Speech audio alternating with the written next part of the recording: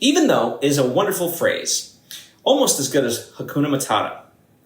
And what do I mean by this? Well, the advice comes from Mark McGuinness, who is both a poet as well as a creative coach who hosts the 21st Century Creative podcast.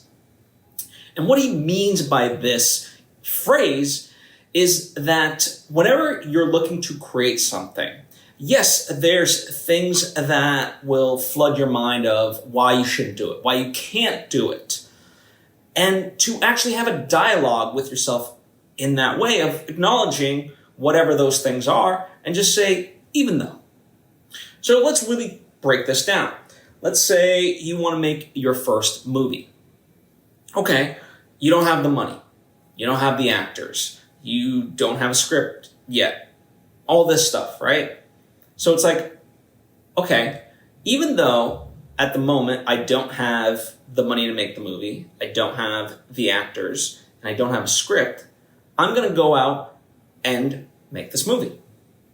So it's acknowledging those worries, but getting past that, right? It's a way of mentally shifting yourself to be able to go after what you're trying to achieve. Because in life, there's always things that, prevent us from trying to achieve, right? Or seemingly prevent us. Robert Rodriguez, filmmaker, talks about this as well, that, in life, when you go to work or drive anywhere, it's not like you're expecting to get a flat tire, and yet it happens, right? And hopefully not too often. But the point being that same with any creative pursuit, it's like things will come up and you're just going to have to deal with them no different than in life, right? And so you can look at those things and apply the phrase of even though. So even though I'm scared and I'm nervous because I've never done it, I'm going to try, right? Whatever it is, it could apply to music, it could apply to poetry, it could apply to filmmaking, writing, painting, doesn't matter, right? Just in the greater world too, just beyond artistry, of whatever you might be afraid to do, whatever chattering voice is restricting you, acknowledge it and say, even though X, Y, and Z, I'm still going to do it. And that is so liberating.